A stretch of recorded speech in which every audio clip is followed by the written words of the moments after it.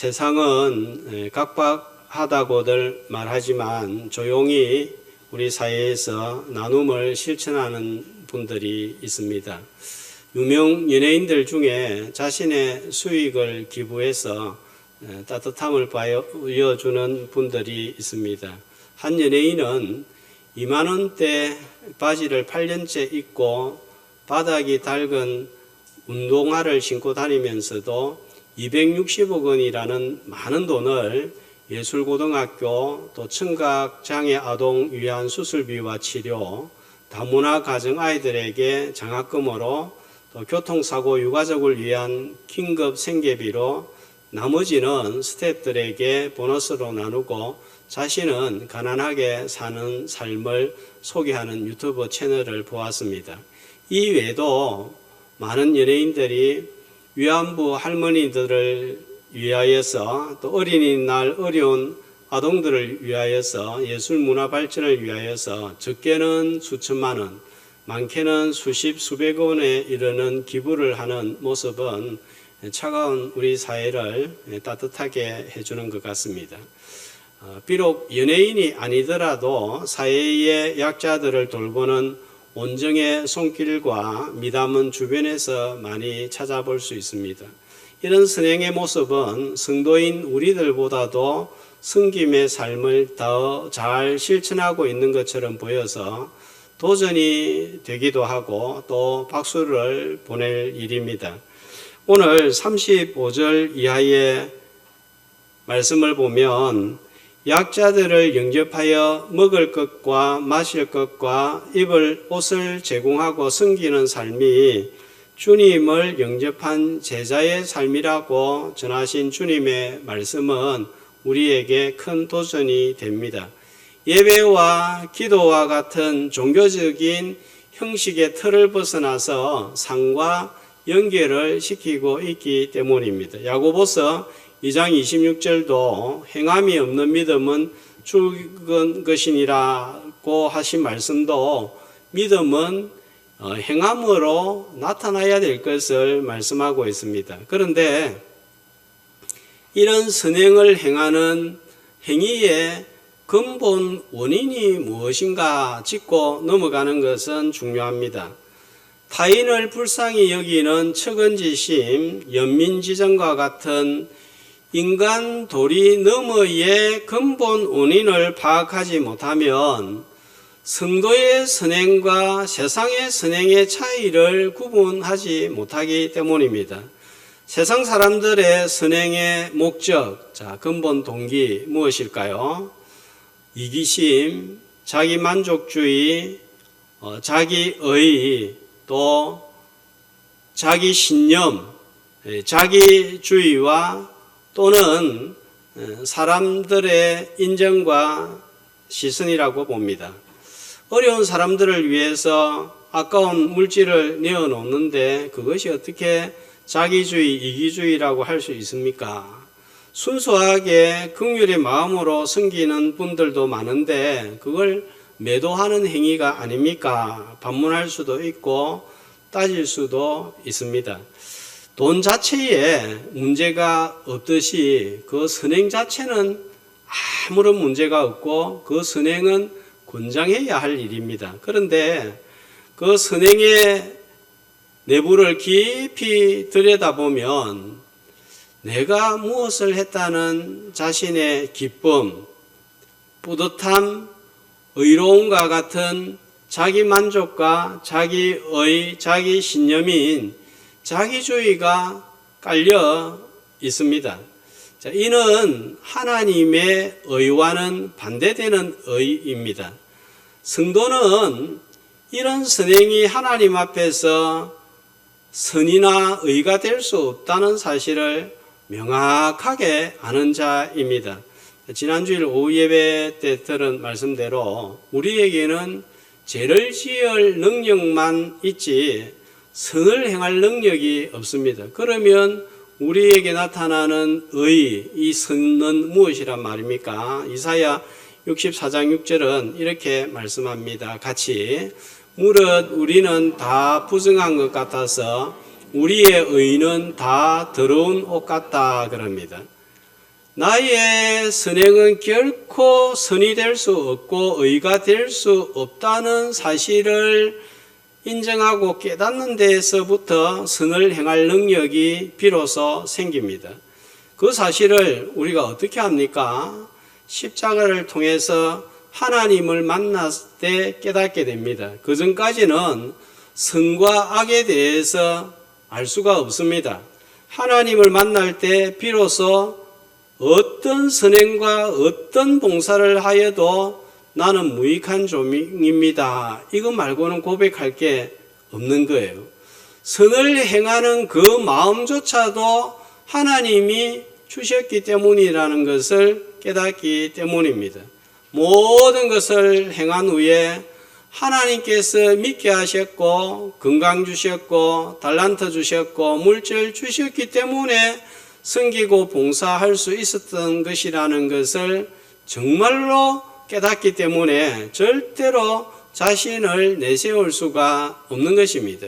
내가 열심히 했다. 그때 내가 수고해서 이 일을 했다. 내가 그때 이렇게 저렇게 했다 하는 마음이 인간적으로 왜 들지 않겠습니까? 들 때가 있죠.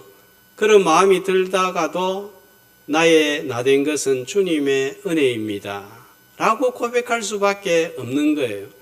수십 년간의 헌신과 섬김에 조금이라도 내가 들어가 있다면, 내가 드러난다면 제대로 섬긴 것이 아닙니다. 하나님 앞에서 전부 다 꽝이 될 수 있습니다.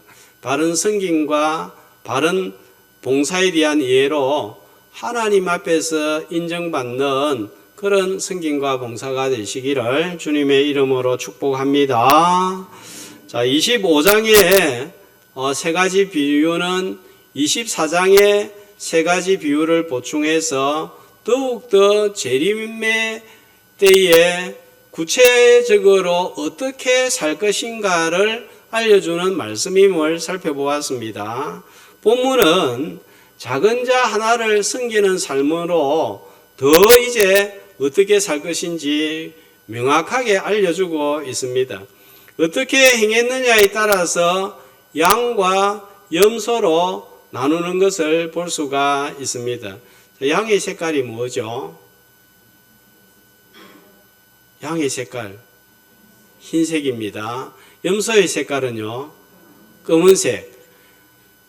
양과 염소의 색깔이 흰색과 검은색인 것처럼 둘은 표를 보면 정확하게 명확하게 나누어지는 것을 볼 수가 있습니다. 여기 있는 내용을 제가 정리를 한번 해봤습니다. 양은 오른편이고 복받은 자들이고 예비된 나라를 상속을 하고 의인이고 지극히 작은 자를 돌아보는 자. 그래서 최종적으로 주님 다시 오실 때 영원한 생명을 누리고 소유하는 자입니다. 염소는 왼편에 있고 저주받은 자들이고 영원한 형벌에 영원한 불에 들어가게 되고 악인이고 지극히 작은 자를 돌보지 않는 자고 영원한 벌을 최종적으로 받게 되는 것입니다.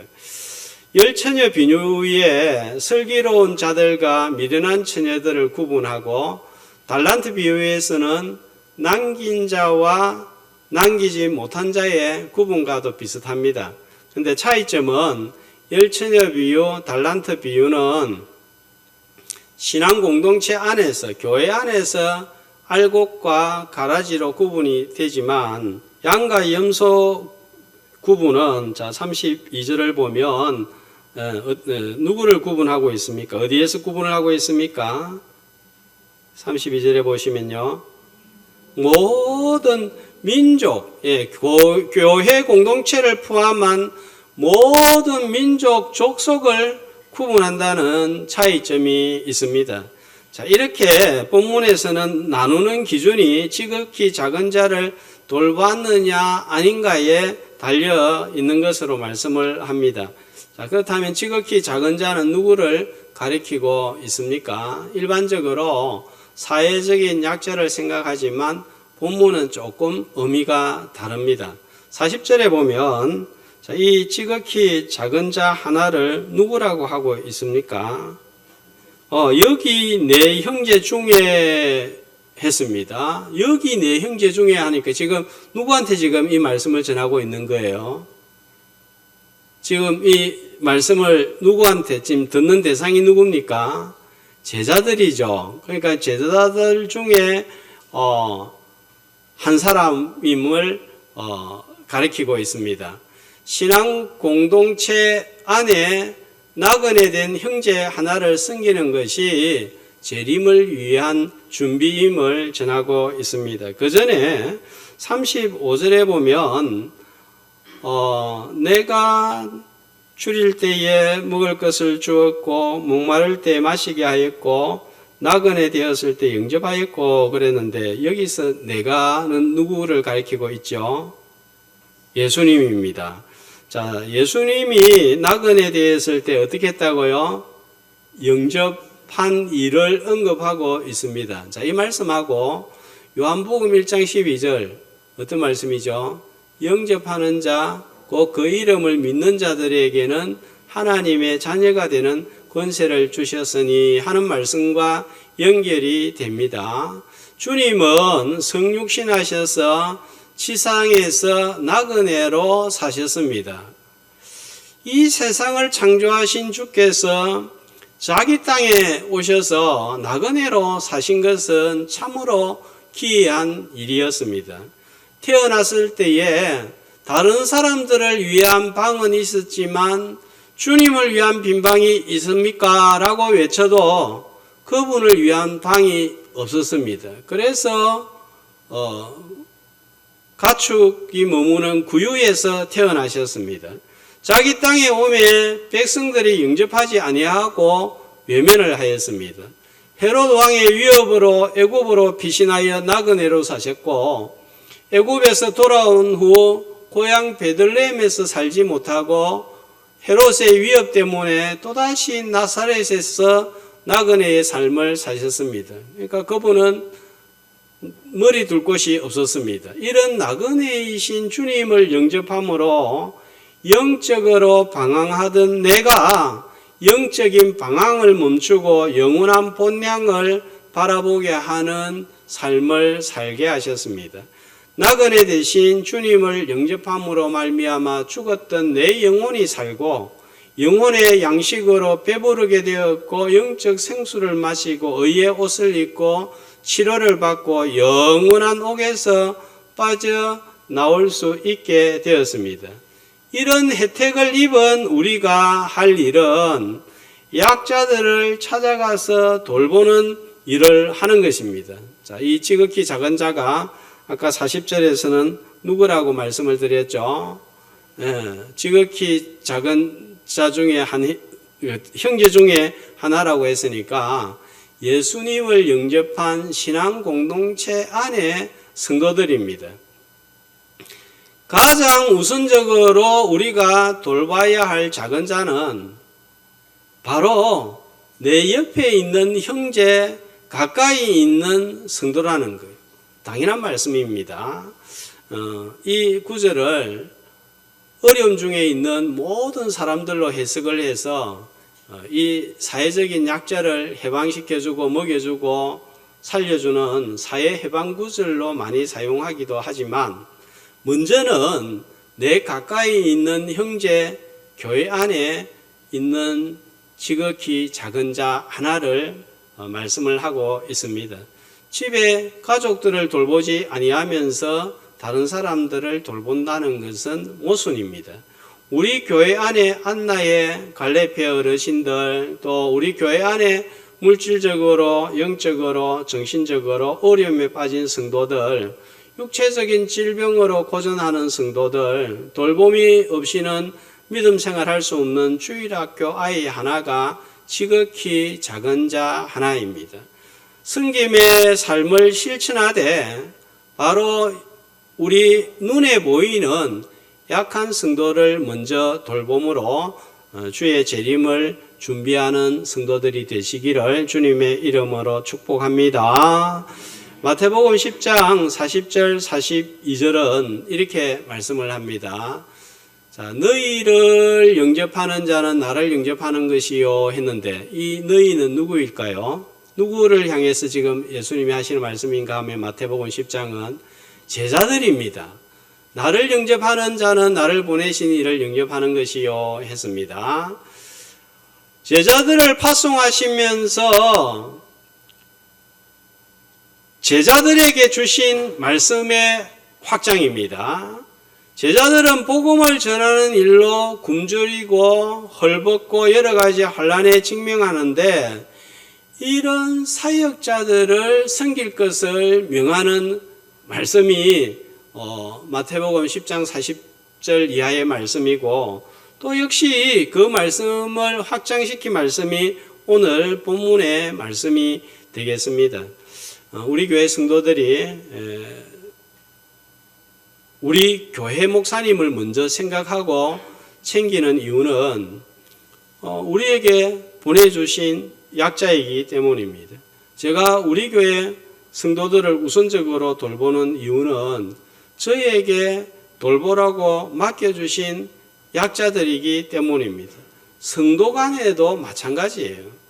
누구도 늘 강하지 않습니다. 어느 날 예상하지 못한 인생의 문제로 뭔가 마음이 무너지면서 그렇게 강하게 보이던 그분이 정말 지극히 작은 자 하나가 되는 때가 오는 거예요.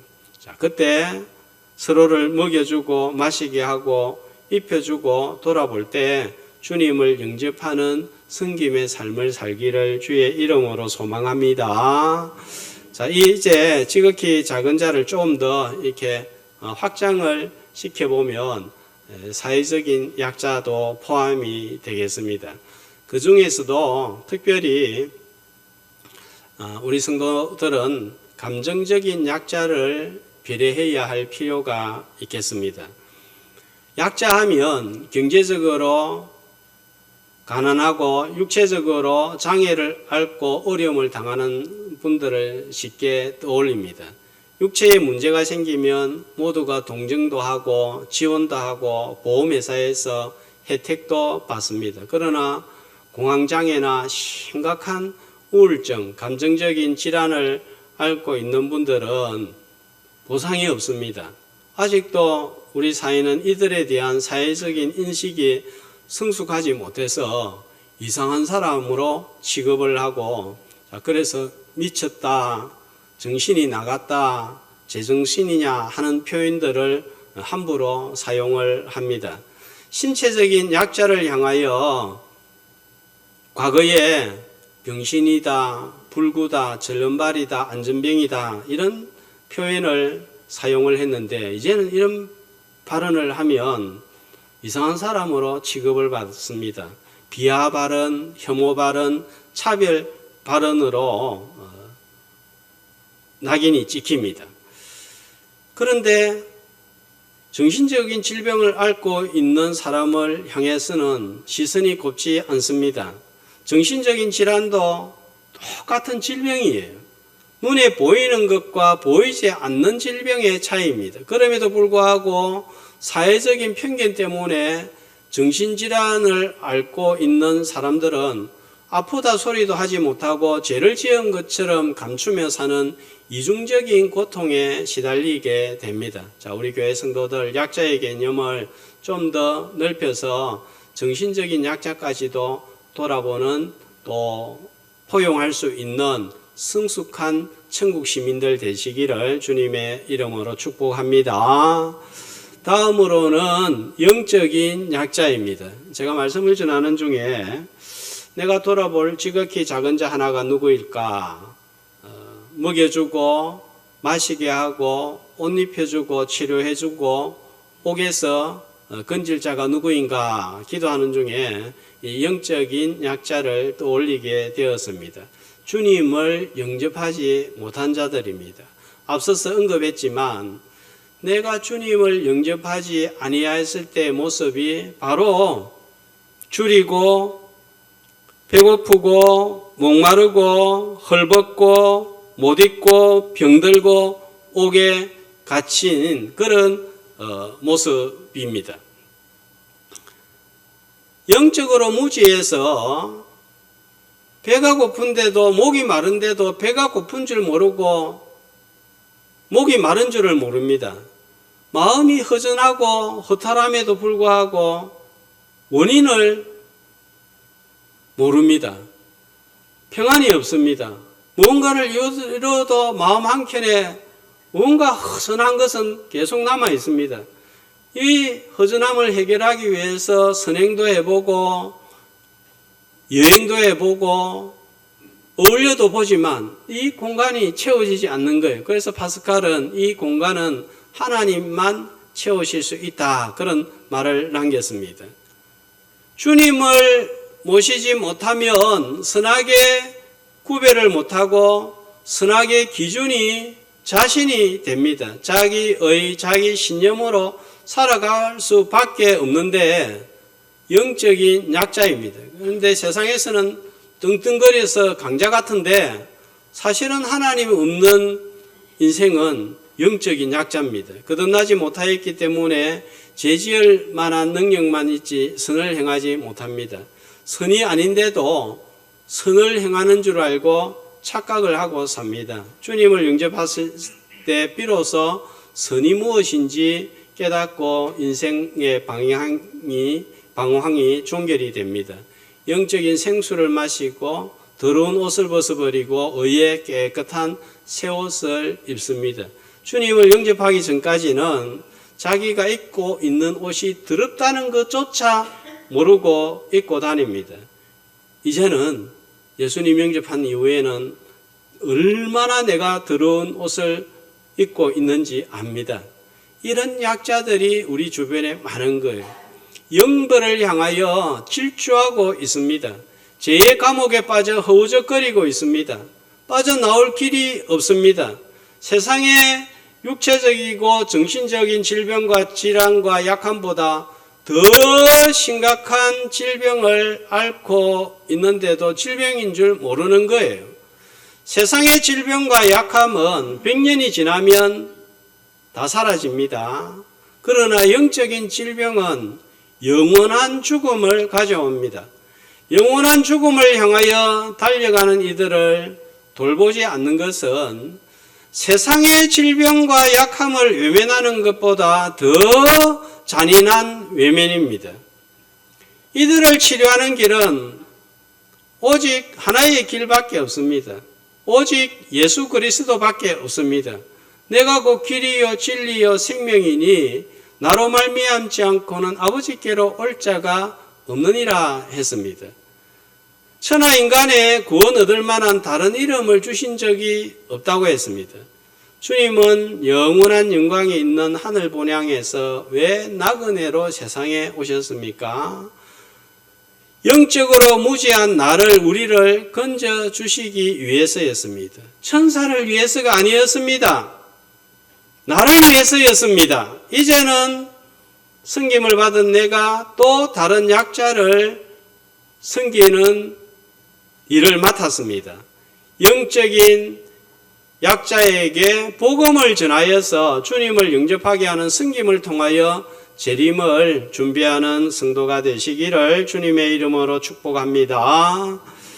24장, 25장 감람산에서 전해진 종말론 강화를 5주에 걸쳐서 살펴보면서 두 가지 제가 깨닫는 것이 있습니다. 첫 번째로는 생각보다 해석이 어렵다 하는 것입니다. 두 번째로는 해석은 어렵지만 분명한 것은 주님은 반드시 다시 오시고 그러므로 성도는 철저하게 재림을 대비해야 한다 하는 점입니다. 그런데 그 재림을 대비한다는 것은 막연히 주님이 오시겠지, 그때 오면 우리는 구원받고 세상은 심판받겠지 하는 막연한 기다림이 아니라는 사실입니다. 단순히 주의를 지키고 교회 안에서 예배드리고 기도하는 것만도 아닙니다. 주일 성수 예배와 더불어서 반드시 그 믿음에 합당한 삶이 요구됩니다. 열처녀 비유와 같이 충성, 신실, 헌신과 같은 전반적인 그리스도인의 삶으로 깨어 있으며 받은 달란트를 보존만 하는 것이 아니라 남기며 나누는 삶이었습니다. 이제 본문을 통하여서는 더 구체적입니다. 지극히 작은 자 하나를 섬기며 돌보는 이웃 사랑을 실천하는 일입니다.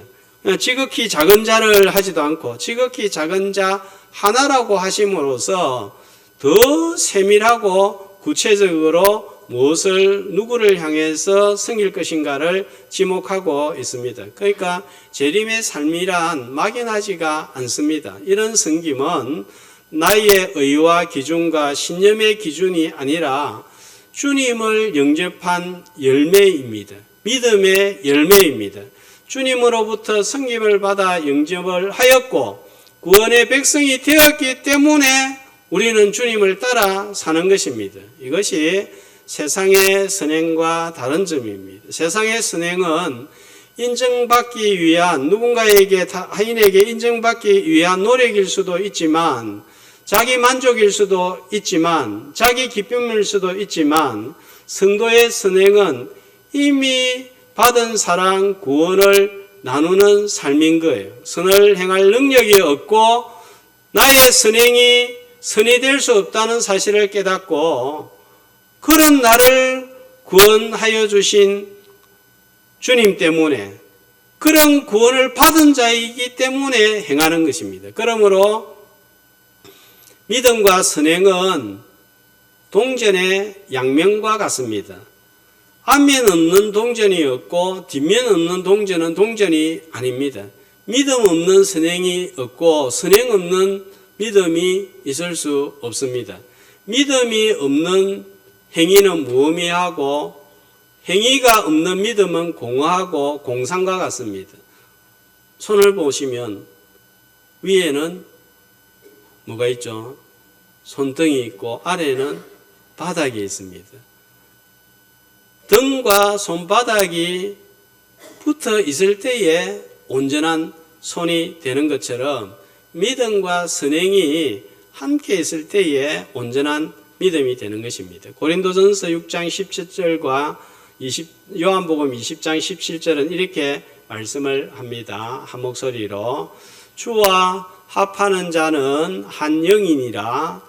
내가 내 아버지 곧 너희 아버지 내 하나님 곧 너희 하나님께로 올라간다 하시라 하시니 하나님을 우리가 아버지로 부르게 되는 것은 같은 영으로 말미암았기 때문입니다. 같은 영을 소유했기 때문에 똑같이 한 하나님을 아버지라고 부르고 또 같은 믿음을 가지고 같은 고백을 하고 같은 고백을 하니까 같은 삶을 살 수밖에 없는 거예요. 요한복음 17장 23절은 또 이렇게 말씀을 하고 있습니다. 내가 그들 안에 있고 아버지께서 내 안에 계시어 그들로 온전함을 이루어 하나가 되려 하게 하신 것은 그 받은 사랑을 또 실천하도록 하기 위함이라 하는 것입니다. 주님을 믿음으로 영접을 했다면 반드시 작은 형제를 돌보는 구체적인 이웃 사랑으로 실천이 되어야 한다는 것입니다. 그럴 때 바로 주님을 영접하고 대접하게 되는데 창세기 18장에 보면 아브라함이 나그네를 대접을 했다가 그 나그네가 주님이셨음을 우리는 알게 됩니다. 내 생각 속에 내 감정 속에 마음 속에 주님이 계시면 반드시 주님을 닮게 되어 있는지 작은 자 약자를 돌보는 일을 하게 됩니다. 왕을 영접했다면 그 지역은 왕의 통치를 받아야 합니다. 내 마음대로 할 수 없습니다. 이제 만왕의 왕이 내 안에 오셨습니다. 그분의 법대로 명령대로 살아야 합니다. 31절 말씀에 보면 진정한 보좌에 앉으신 왕의 통치를 받아야 합니다. 이런 주님과의 관계로 인해서 제사함을 받고 구원받고 하나님의 자녀가 되었습니다. 성도 알고 악도 알고 스스로 선을 행할 수 없다는 이 진리도 깨닫게 되었습니다. 자, 이 중에 하나라도 나의 의나 신념이나 선행으로 이루어진 일이 있습니까? 없습니다. 죄지을 수 밖에 없는 자요, 영원한 형벌에 처할 수밖에 없는 자를 건져주시기 때문에 주님의 섬김의 모습을 따라 사는 것이 마땅한 바요, 당연한 의무입니다. 자랑할 일도 자랑할 수도 없는 일입니다. 십자가 의로워졌기 때문입니다. 충성과 헌신과 신실함에 기름을 준비한 5 처녀와 같은 자세로 받은 달란트를 남기고 나누고 흘러 보내어서 지극히 작은 자 하나를 먹여주고 마시게 하고 영접하고 입혀주고 치료하고 돌아봐주는 나그네 대신 주님을 닮은 자 되어서 주님의 재림을 대비하여서 데려감을 당하는 충성되고 지혜 있는 종 다 되시기를 주님의 이름으로 축복합니다.